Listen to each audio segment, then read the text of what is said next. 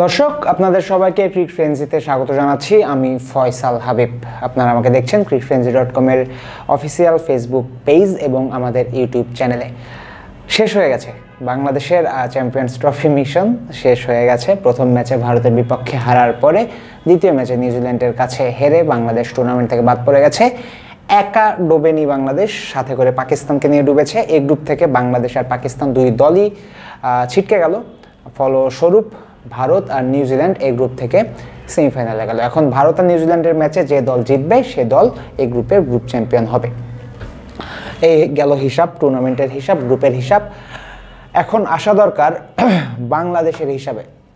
বাংলাদেশ দলটার আসলে সমস্যা কোথায়, কি করলে উন্নতি হবে, আদৌ উন্নতি হবে কিনা, কোথায় ভুল হচ্ছে, এসব নিয়ে কথা বলতে হবে। কথা বলার টপিক এগুলাই, কিন্তু সমস্যা হলো এইসব বিষয় নিয়ে কথা ডেইলি দিন বলা হচ্ছে, বছরের পর বছর বলা হচ্ছে, মাসের পর মাস বলা হচ্ছে, কিন্তু কোনো সমাধান আসতেছে না, কোনো উন্নতি আমরা দেখতেছি না। আপনি যদি আজকের ম্যাচের দিকে তাকান, যখন প্রথম পাওয়ার প্লেতে বাংলাদেশ 58 রান করলো, তখন আমি আমার দুজনকে, এক বড় ভাইকে আর এক বন্ধুকে মেসেজ দিয়ে বলছি আজকে হবে।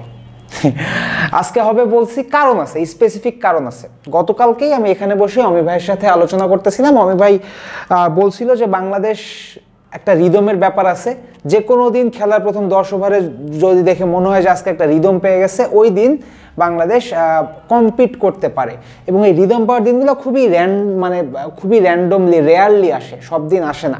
বাংলাদেশ রিদম পায়, কম্পিট করে, এটাও খুব মাঝে মধ্যে একদিন আসে। আজকে যখন প্রথম 10 ওভারে বাংলাদেশ 58 করলো, তখন আমার মনে হয়েছিল যে না, আজকে মোটামুটি একটা রিদম আছে, আজকে মোটামুটি একটা কিছু হতে পারে, 270-80 রান হবে। তখন আমি এতটুকু নিশ্চিত ছিলাম। এবং এই ধারণাটা আমার মধ্যে কিন্তু এমনি চলে আসেনি, একটা নির্দিষ্ট কারণে, একটা স্পেসিফিক মোমেন্টে আমার মাথায় এই চিন্তা এসেছিল না আজকে বাংলাদেশ কিছু একটা করতে পারে। সেই স্পেসিফিক মোমেন্টটা কি ছিল? 9 নম্বর ওভারের প্রথম বলে যখন তানজিদ তামিম আউট হলেন, ওয়ান ডাউনে মেহেদী হাসান মিরাজ এলেন, তিনি প্রথম 4টা বল ডট দিলেন। তো তখন আমার মনে হচ্ছিল যে বাংলাদেশের সমস্যা আসলে এখানেই। ওভারের প্রথম বল উইকেট গেল, নতুন ব্যাটসম্যান এসে 4 বল 5 বল ডট দিয়ে দিল, পুরো ওভারটা মেইডেন চলে গেল। বড় দল হলে চিন্তা করতো যে মেইডেন ওভার তো যাইতে পারে না, ওয়ানডেতে একটা মেইডেন ওভার মানে তো অনেক। বড় দলে কোনো ব্যাটসম্যান আসলে প্রথম বলে হয়তো এদিক সেদিক টাচ দিয়ে একটা সিঙ্গেল নিয়ে রানটা করার চেষ্টা করতো, মেইডেন ওভার যাইতে দিত না, 5টা বল টানা ডট যেতে দিত না। বাংলাদেশের ওয়ানডে খেলার স্টাইল আবার আলাদা, যে ওভার উইকেট যাবে ওই ওভারে বাদ বাকি সব বল ডট আপনি ধরে নেবেন। কিন্তু ওই স্পেসিফিক ওভারে, ব্রেসওয়েলের ওভারের লাস্ট বলটায় মেহেদী হাসান মিরাজ ডাউন দ্য উইকেটে এসে একটা 6 মেরেছিলেন। ওইটাই ছিল মিরাজের ফার্স্ট স্কোরিং শট। তখন আমার মনে হলো না, এই দলটা তো একটু পরিবর্তন হয়েছে চিন্তাভাবনা। এই রাওয়ালপিন্ডিতে আমাদের বেশি রান করতে হবে, এটা তো প্লেয়াররা মাথায় আসে। রাওয়ালপিন্ডিতে বেশি রান করতে হলে আমাদের যে মেইডেন দেওয়া যাবে না, ডট দেওয়া যাবে না, এটা তো প্লেয়ারদের মাথায় আসে। আমার মনে হয়েছিল, তখনই আমি আমার বন্ধু বান্ধবকে বলছিলাম আজকে হতে পারে। কিন্তু আমার এই ধারণা ভাঙতে খুব বেশিক্ষণ সময় লাগেনি। প্রথম 10 ওভারের গেছে, পরের 10 ওভারের মধ্যে আমার কিন্তু ধারণাটা ভেঙে গেছে। বিশেষ করে 11 থেকে 20 বাংলাদেশ যেমন খেলা খেলেছে, যে ধরনের ব্যাটিং অ্যাপ্রোচ তারা শো করেছে, এটা দেখে আসলে ভাষা হারিয়ে ফেলার জোগাড় হতেই পারে যে কারো। প্রথম 10 ওভারে আপনি 58 রান তুলেছেন 2 উইকেটে, পরের 10 ওভারে আপনি 30 বা 35 বা 37 রান তুলেছেন, তাও একটা উইকেট আপনি হারিয়েছেন। এভাবে আসলে হয় না, কারণ আপনি জানেন প্রথম থেকে, দেশে থাকা অবস্থা থেকেই বাংলাদেশ দলের ক্রিকেটার, কোচ সবাই বলছে পাকিস্তানের ভালো ব্যাটিং পিচ হবে, আমরা জানি, আমরা সেই প্রস্তুতি নিচ্ছি। সেই প্রস্তুতি আপনি নিলেন, আপনি প্রথম ম্যাচ হেরে গেলেন, আপনার দেয়ালে পিঠ থেকে গেল। এরপর আপনি 11 থেকে 20 10 ওভারে মাত্র 30 বা 35 রান নিলেন। How come? তাওহিদ হৃদয়, তিনি আগের ম্যাচের সেঞ্চুরিয়ান, তিনি এসে একটু সেট হবেন, সেট হওয়ার জন্য সময় নেবেন, আন্ডারস্টেবল। কিন্তু ভাই, সেট হতে হলে ডট দিয়েই সেট হতে হয়, এটা তো কোথাও লেখা নাই। যে বলগুলো আপনি ডিফেন্ড করছেন, আপনার ব্যাটের মাঝ বরাবর লাগছে, ডিফেন্ড করছেন, ডট হচ্ছে, মাঝ বরাবর লাগা বলটায় যদি ব্যাটটা একটু এই সাইডে অথবা এই সাইডে ঘুরে দেন, একটা করে তো রান আসবে। প্রথম 30 ওভারে বাংলাদেশ 86টা বল, 20 ওভারে সম্ভবত বাংলাদেশ 86টা বল ডট দিছে। ক্যান ইউ ইম্যাজিন 20 ওভারের মধ্যে বা 30 ওভারের মধ্যে 14 ওভার ডট? কিন্তু এমনটাই হয়েছে, এমনটাই হচ্ছে। অহরহ হয়ে আসতেছে, প্রতিদিন হয়ে আসতেছে। আজকের খেলা দেখতেছিলাম, নাজমুল হোসেন শান্ত ওভারের প্রথম 1 বল বা 2 বলে একটা সিঙ্গেল নিয়ে দিচ্ছে, নন স্ট্রাইকের ব্যাটার স্ট্রাইকে গিয়ে হয় পুরো ওভার ডট দিচ্ছে, নয় আউট হয়ে যাচ্ছে। এখন মাত্র 1 উইকেট 2 উইকেট যাওয়ার পরে ক্যাপ্টেন যদি একটা বল সিঙ্গেল দিয়ে নন স্ট্রাইকে যাওয়ার পরে আর স্ট্রাইকে না যেতে পারে, তাহলে কার দোষ দিবে? 2 উইকেট যাওয়ার পরেই তো কোনো ব্যাটসম্যান একাই পুরো ওভার খেলতে পারে না, টেলেন্ডারদের সাথে তো সে খেলতেছে না, সে তো প্রপার ব্যাটারদের সাথে খেলতেছে, কিন্তু 2 সাইড থেকে রান আসেই না। হৃদয়, মুশফিক, মাহমুদুল্লাহ 3জন মিলে সম্ভবত 50টা বা 60টা বল খেলছে, রান আসছে 20-এরও কম। বিশেষ করে Towhid Hridoy, I don't know what he was trying to do. ভাই আপনি ইজিলি যখন খেলতে পারতেছেন তখন তো আপনি মানে ইজিলি যখন ডিফেন্ড হচ্ছে তখন ইজিলি সিঙ্গেল কেন হবে না? বিশেষ করে আপনি যদি হৃদয়ের ইনিংসটার দিকে তাকান তাহলে দেখবেন dot dot dot dot dot মাথার উপর উঠে গেছে প্রেশার, উল্টাপাল্টা শট খেলতে গিয়ে উনি আউট হয়ে ফিরছেন। আগের ম্যাচের সেঞ্চুরিয়ান, পুরো দেশ তার দিকে তাকাইছিল, পুরো দল তার দিকে তাকাইছিল, তিনি পারলেন না। আমি হৃদয় ভারতের এগেনস্টে সেঞ্চুরি করার পরেই আমি একটা ফেসবুক পোস্ট দেখেছিলাম, কেউ একজন লিখেছিলেন যে রেকর্ড বলছে পরের 2 ম্যাচে হয়তো বা হৃদয় ভালো খেলবে না, কারণ তার ক্যারিয়ার পরিসংখ্যান এমন 4টা-5টা ম্যাচে একটা করে ম্যাচ ভালো খেলে। এক্স্যাক্টলি। এবং বাংলাদেশে হৃদয়ে একমাত্র না, এর আগে যত প্লেয়ার এসেছেন সবারই কিন্তু পরিসংখ্যান একটা বিষয় না বললেই নয়, বারবার করে আমার মনে পড়ছে। আমি ইন্টারন্যাশনাল ক্রিকেটে দেখতেছি যে পুরান যুগের প্লেয়ারদের নতুন নতুন ভার্সন আসতেছে। আপনি ওই দিন জস ইংলিশের খেলা দেখেছেন, জস ইংলিশকে দেখে আমার অ্যারন ফিঞ্চের কথা মনে পড়ে। তারপরে ক্যামেরুন গ্রিন আছেন অস্ট্রেলিয়ার, গ্রিনকে দেখে আমার শেন ওয়াটসনের কথা মনে পড়ে। সাউথ আফ্রিকার রায়ান রিকেলটন আছেন, রায়ান রিকেলটনকে দেখে আমার কুইন্টন ডিককের কথা মনে পড়ে। ভাই বাংলাদেশে এমন আসবে না? বাংলাদেশে আসে। বাংলাদেশে কেমন আসে আমি বলি, তাওহিদ হৃদয়কে দেখে আমার মুশফিকের কথা মনে পড়ে। মুশফিকও তার ক্যারিয়ারে আউটস্ট্যান্ডিং প্লেয়ার, ওয়ার্ল্ড লেভেলের প্লেয়ার হতে পারেননি, হৃদয়ও এখনো পর্যন্ত সেই মানে গ্লিমসটা দেখাতে পারেননি। যদি ওয়ার্ল্ড লেভেলের ক্রিকেটার আপনার হতে হয়, আপনার আইসিসি টুর্নামেন্টে ভালো খেলতে হবে, যেটা হৃদয় 2023 ওয়ার্ল্ড কাপে পারেননি। আজকের ম্যাচটায় তিনি ভয়াবহভাবে হতাশ করেছেন। বাংলাদেশে লিটন দাসকে দেখে আমার আশরাফুলের কথা মনে পড়ে। দুইজনই পরম মানে ট্যালেন্টেড, অভাবনীয়ভাবে ট্যালেন্টেড, অথচ দুজনই অধারাবাহিক। এই যে আজকে খেললো, আবার কবে খেলবে নো ওয়ান নোস। সো আমাদের দেশে তো ওই আগের উদাহরণগুলাই ভালো না, এর জন্য নতুন নতুন প্লেয়ার আসবে এই সম্ভাবনা খুবই কম, আসে না। গেল হৃদয়ের ইনিংস খুবই বাজে ছিল। মুশফিকুর রহিমকে নিয়ে আমার আলাদা করে কিছু কথা বলতে হয়।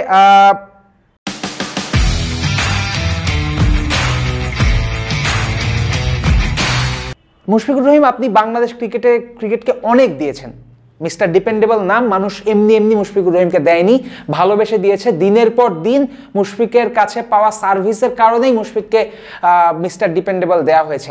টেস্ট ক্রিকেটে এখনও মুশফিক আমাদের জন্য অপরিহার্য, কিন্তু মুশফিক আমি নিশ্চিত টেস্টে আপনিও 100টা টেস্ট পূরণ করতে চান, কিন্তু আপনি নিজেও হয়তোবা খেয়াল করে দেখেছেন লাস্ট 1 বছর, এই বছরটা আপনি বারবার ইনজুরিতে পড়েছেন। গত বছর আপনি ইনজুরিতে পড়েছিলেন, ইনজুরিতে পড়ে আপনি 2টা বা 4টা টেস্টও মিস করেছেন। আমার মনে হয় মুশফিক আপনার ওডিআই ছেড়ে দিয়ে, টি20 তো ছেড়ে দিয়েছেন, ওডিআই ছেড়ে দিয়ে জাস্ট টেস্টে মনোনিবেশ করা উচিত। 100টা টেস্ট খেলা উচিত আপনার বাংলাদেশের হয়ে, ইউ ডিজার্ভ দ্যাট। বাট ওয়ানডেতে আপনি একসময় ভালো করেছেন, এখন আপনি করতে পারছেন না। লাস্ট 13 ম্যাচ 14 ম্যাচ ধরে মুশফিকুর রহিমের কাছে কোনো 50 নাই। আপনার দলের 4 নম্বর 5 নম্বর ব্যাটার এসে যদি কোনো 50 না করতে পারে তাহলে আপনি হবে না। আপনার দলের যে ব্যাটার অন্যতম সেরা স্পিন খেলোয়াড়, সে যদি পিচে এসে টিকতেই না পারে তাহলে আসলে হবে না। উপমহাদেশে একটা ব্যাপার আছে, উপমহাদেশে কেউই সময় থাকতে সম্মান নিয়ে অবসর নিতে চায় না। আমার মনে আছে সচিন টেন্ডুলকারকেও আসলে বোর্ডের প্রেসারে জাস্ট একটা প্রেস রিলিজ দিয়ে অবসর নিতে হয়েছিল। মহেন্দ্র সিং ধোনিও ওই 19 ওয়ার্ল্ড কাপে দলকে জেতাতে না পেরে একটু অসম্মানের সাথে করেই তার অবসর নিতে হয়েছিল। সৌরভ গাঙ্গুলি অবসর নেওয়ার সময় খুব বেশি সম্মান পায়নি। আপনি যদি শ্রীলঙ্কার দিকে দেখেন, মাহেলা জয়বর্ধনেও অবসর নেওয়ার আগে বেশ কিছুদিন খারাপ ফর্মের মধ্যে দিয়ে গেছেন। শুধুমাত্র কুমার সাঙ্গাকারা তিনি ফর্মে তুঙ্গে থাকা অবস্থায় অবসর নিয়ে সসম্মানে চলে গেছেন।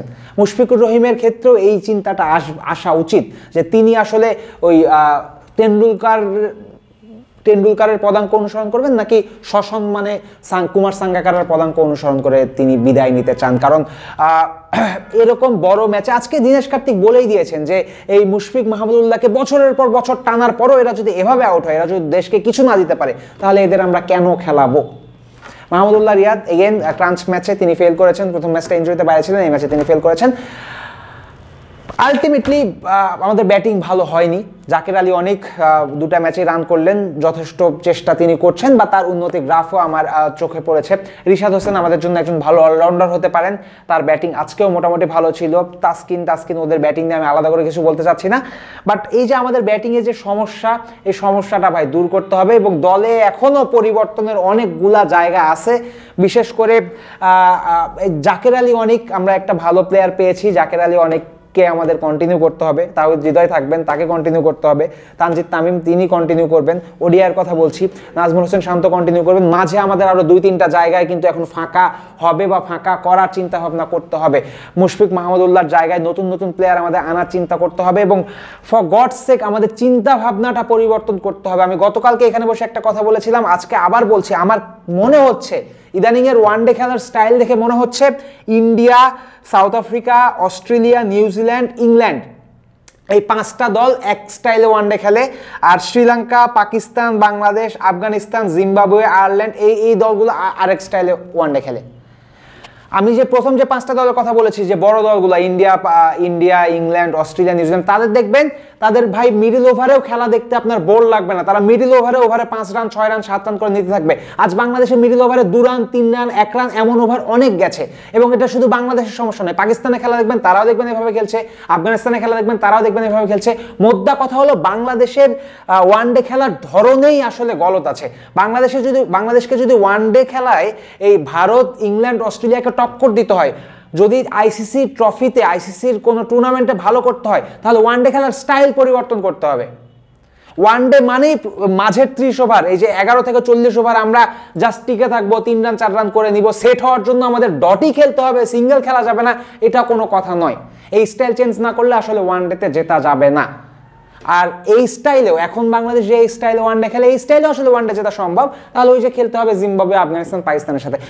বাংলাদেশ 2টা ম্যাচ ব্যাটিং করলো, 2টা ম্যাচ ইন্ডিয়ার সাথে, নিউজিল্যান্ডের সাথে। এক ম্যাচে করলো 228, এক ম্যাচে করলো 241 বা 236। আপনি দেখবেন পাকিস্তানের সাথেও বাংলাদেশ এরকমই করবে, 260-70 ম্যাক্সিমাম করবে। কিন্তু পাকিস্তানের সাথে ম্যাচটা কিন্তু হাড্ডাহাড্ডি হবে, কারণ পাকিস্তান বাংলাদেশ দুজন একই স্টাইলে খেলে। বাংলাদেশ প্রথম 2টা ম্যাচ যাদের সাথে খেলছে, নিউজিল্যান্ড আর ইন্ডিয়া, তাদের ওয়ানডে খেলার স্টাইলটা এক ধাপ উপরে, বাংলাদেশেরটা নিচে। এর জন্য দুই দলের মধ্যে এত পার্থক্য, এত তফাৎ।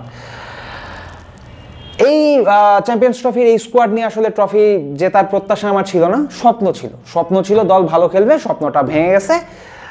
সেই ভাঙা স্বপ্নের যে কষ্ট, সেই কষ্ট দিয়ে এখন আসলে কথা বলতেছি। বাট আমার মনে হয় আলটিমেটলি অনেক জায়গায় অনেক ধরনের পরিবর্তন আনা উচিত। মাইন্ডসেটে পরিবর্তন আনতেই হবে ভাই, মাইন্ডসেটে পরিবর্তন আনতে হবে না। আমি মনে আছে, আমি অনেক কিছু বলার আছে আমার। আমি গতকাল এখানে বসেই বলছি যে পার্ট টাইম বোলারদের পার্ট টাইমের মতোই ট্রিট করতে হবে, পার্ট টাইম বোলারদের মাথার উপর উঠতে দেওয়া যাবে না। বাংলাদেশ আজকে এক্স্যাক্টলি সেই কাজটাই করছে। ব্রেসওয়েল 26 রানে 4 উইকেট নেওয়ার মতো বোলার না, 10 ওভার করে মাত্র 26 রান দেওয়ার মতো বোলার ব্রেসওয়েল না। অথচ বাংলাদেশের এগেনস্টে ব্রেসওয়েলই 26 রান দিয়ে 4 উইকেট নিছে।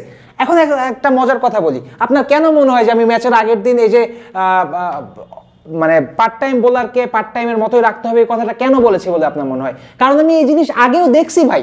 একটা টি-20 ম্যাচ ছিল বাংলাদেশে, সম্ভবত 2021 বা 22 টি-20 ওয়ার্ল্ড কাপের পর, যে টি-20 ওয়ার্ল্ড কাপ দুবাইতে হলো, পাকিস্তান অস্ট্রেলিয়ার কাছে সেমিফাইনাল হেরে বাদ গেল। ওই টি-20 ওয়ার্ল্ড কাপের পরে পাকিস্তানের সাথে বাংলাদেশের মাটিতে বাংলাদেশের 3 ম্যাচের একটা ওয়ানডে টি-20 সিরিজ ছিল। ওই টি-20 সিরিজের সম্ভবত তৃতীয় টি-20তে ইফতিখার আহমেদ 4 ওভারে 13 রান দিছিল বাংলাদেশের এগেনস্টে টি-20তে। ইফতিখারের মতন একজন অফ স্পিন বোলার, যিনি পার্ট টাইম বোলার, তিনি 4 ওভারে 13 রান দিয়েছিলেন। তার 4 বছর পরে চ্যাম্পিয়ন্স ট্রফিতে আরেকজন পার্ট টাইম অফ স্পিন বোলারকে ধরা হয় ক্রিকেটের সবচেয়ে নিরীহ জাত। সেই অফ স্পিন আরেকজন 4 বছর পরে আরেকজন of spinning part time bowler, তিনি দিলেন 10 ওভারে 26 রান, নিলেন 4টা উইকেট। তাহলে আমাকে আপনি বুঝান, 4 বছর আগে বাংলাদেশ যেখানে ছিল, 4 বছর পরে তো ঘুরে ফিরে একই জায়গায় আছে। আমি যেখানে ভয় করছিলাম যে পার্ট টাইম স্পিনাররাই না মাথার উপর উঠে যায়, ম্যাচে দেখা গেল ঠিক ওই কাজটাই হয়েছে। সো বাংলাদেশ দল আসলে প্রেডিক্টেবল। প্রতিপক্ষ সবসময় জানে বোঝে যে এরা কি করবে, এবং প্রতিপক্ষ জেনে বুঝে হাসি তামাশায় খেলে। গ্লেন ফিলিপসকে আজকে বোলিংই দেয়নি নিউজিল্যান্ড, প্রয়োজনই পড়েনি, কারণ কখনোই ম্যাচ নিউজিল্যান্ডের হাতের বাইরে বের হয়নি। বাংলাদেশ কম্পিট করতে পারেনি, নিউজিল্যান্ডের সাথে কম্পিট করতে পারেনি, ইন্ডিয়ার সাথে কম্পিট করতে পারেনি, পাকিস্তানের সাথে একটু কম্পিট হয়তো বা করবে।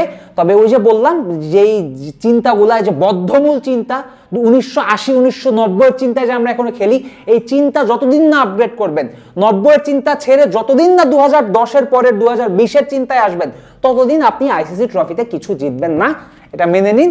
এটা মেনে নিয়ে সব প্রত্যাশা মাটির সাথে মিশিয়ে, সব প্রত্যাশা ভুলে গিয়ে শুধু স্বপ্ন যদি দেখতে চান, যদি ক্রিকেটের প্রতি ভালোবাসা থেকে খেলা দেখতে চান, তাহলে খেলা কন্টিনিউ করুন। খেলা কন্টিনিউ করলে বাংলাদেশকে, খেলা দেখা কন্টিনিউ করলে বাংলাদেশকেই সাপোর্ট করেন, অথবা একেবারে খেলা দেখা বন্ধ করে দেন। আমার মনে হয় সেটাও খুব একটা খারাপ সিদ্ধান্ত হবে না, কারণ আপনি দেখতেছেন যে যাদের উপর আপনি এত স্বপ্ন নিয়ে বসে আছেন তারা আপনাকে ডিসঅ্যাপয়েন্ট করতেছে, তারা বাজে খেলতেছে। ভাই, ফেল করা এক জিনিস, মানে আপনি ট্রাই করছেন ব্যর্থ হয়েছেন সেটা এক জিনিস, আপনি বাজে খেলছেন সেটা এক জিনিস। বাংলাদেশ তো বাজে খেলতেছে, এর জন্যই এত বেশি রাগ ক্ষোভ, আর যৌক্তিক রাগ ক্ষোভ থাকলেও যৌক্তিক কথাবার্তাগুলো বের হচ্ছে। আই হোপ কেউ না কেউ শুনবে, বা কারো না কারো মাথায় আসবে যে ভাই আমূল পরিবর্তন হবে। আই হোপ কোনো না কোনো একটা মিরাকল হয়ে বাংলাদেশে ক্রিকেট চেঞ্জ হবে, কিছু না কিছু চেঞ্জ হবে। চেঞ্জ হচ্ছে না, বিসিবির ক্ষমতা পরিবর্তন হয়েছে, চেঞ্জ হচ্ছে না, বছরের পর বছর পার হচ্ছে, চেঞ্জ হচ্ছে না। 2023 ওয়ার্ল্ড কাপে বাংলাদেশ যেমন খেলছিল 2025 চ্যাম্পিয়ন্স ট্রফিতেও ওরকমই খেললো, হয়তো বা তার চেয়ে একটু খারাপই খেললো। আলটিমেটলি লাভের লাভ কিছু হলো না, দেশের ক্রিকেটের উন্নতি হলো না, মানুষজনের স্বপ্ন পূরণ হলো না। আমি ফয়সাল হাবিব এখনকার মতো বিদায় নিচ্ছি। সবাই ভালো থাকবেন, সুস্থ থাকবেন। ক্রিকেট বিষয়ক সবশেষ খবর জানতে রিক ফ্রেন্ডসের সাথেই থাকবেন।